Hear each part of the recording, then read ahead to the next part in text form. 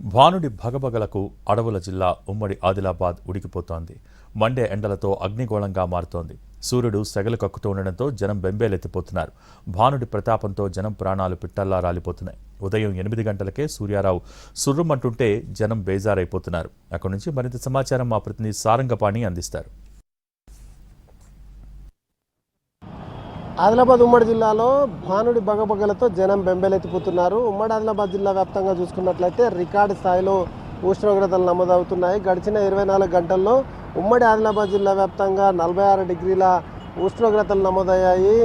గత కొద్ది రోజులుగా చూసుకున్నట్లయితే ఈ 4 జిల్లాల పరిధిలో వడదెబ్బ మరణాలు సంభవిస్తున్నాయి. దీంతోపాటు ఎండల తీవ్రతకు వడదెబ్బ గురై ఆసుపత్రుల పాలవుతున్న వారి సంఖ్య సైతం రెట్టింపు అవుతున్న సిచ్యువేషన్ అయితే కనిపిస్తుంది.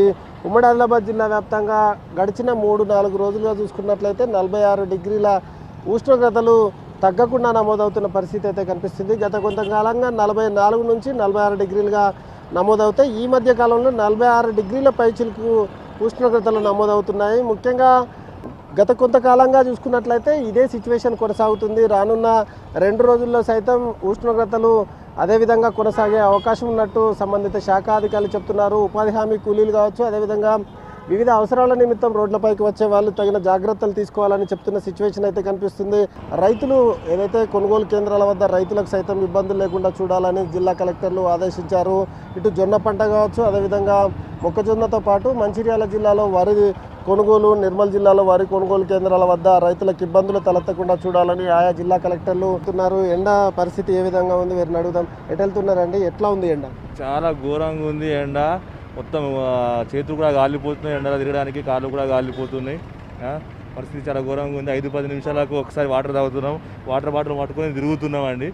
పరిస్థితి చాలా తీవ్రంగా ఉన్నది. ఈ టవల్స్ కానీ క్యాప్లు కొంచెం చల్లదనం కోసము ఇది పట్టుకొని తిరుగుతున్నాం సార్. ఇది ఎక్కడికి వెళ్తున్నారు? ఈ చేతులకి ఎట్లా డ్రైవింగ్?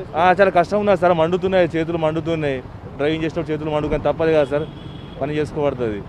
సరే, ఎండల తీవ్రత ఎట్లా ఉంది? ఈ 2-3 రోజులుగా మరీ ఎక్కువ ఉన్నట్టుంది.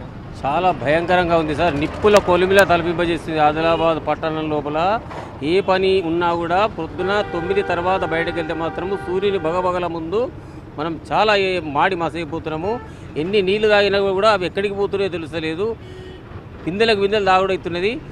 చాలామందికి సలహాలు కూడా ఇస్తున్నాము. మేము కూడా ఇప్పుడు రైతు బజార్ వెళ్ళి వస్తున్నాం, వాళ్ళు కూడా ఇప్పినాము. అమ్మ కూర్చునే జాగాలో కూడా వడదెబ్బలు తాగుతున్నాయి కాబట్టి దయచేసి నీళ్ళు తాగండి. నీళ్ళతో పోసాము. ఈ 3-4 రోజులు మాత్రం చాలా జాగ్రత్తగా ఉండండి. బాగా ఎండలు అని చెప్పి పత్రికలలో వార్తలలో వస్తున్నాయి కాబట్టి చాలా జాగ్రత్తగా ఉండాలని చెప్పడం జరిగింది. ఈ ఎండలు మాత్రం చాలా మంది వడదెబ్బతో నిన్ననే మా ఇంటి ముందు ఒక ఆమె వడదెబ్బతో మృతి చెందింది సార్. ఏం లేదు, ఇంట్లోనే ఉండి మృతి చెందింది. ఆమె బయట కూడా తిరగలేదు, ఇంట్లోనే ఉండి వామిటింగ్ మోషన్స్ అయ్యి వడదెబ్బతో మృతి చెందింది. సార్, ఎట్లాంటి జాగ్రత్తలు తీసుకుంటున్నారు మీరు? అంటే ఎన్ని గంటల వరకు వెళ్తున్నారు? ఏమైనా పని ఉంటే ఎప్పుడు వస్తున్నారు?